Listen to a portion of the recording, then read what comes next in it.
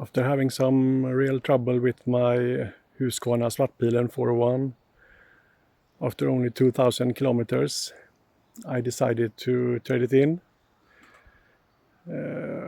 I was driving along about 70 kilometers per hour when the engine lost all power. It didn't die, but lost all power. Check engine light came on, ABS failure came on, and quick shift failure came on, although I've never even used the quick shifter. It's been serviced at 1,000 kilometers, and I only have had it about a year and a half. So this is what I will be riding next, and hopefully my wife will use this one as well to get her license. I'm very happy with it so far.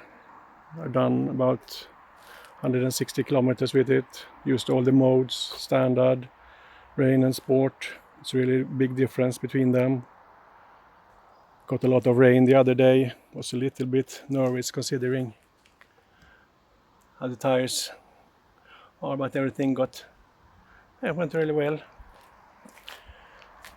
I really like it so far. It's really easy to drive.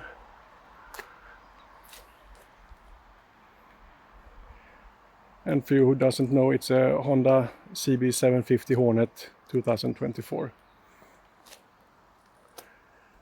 I've ordered some aftermarket products from Honda, some original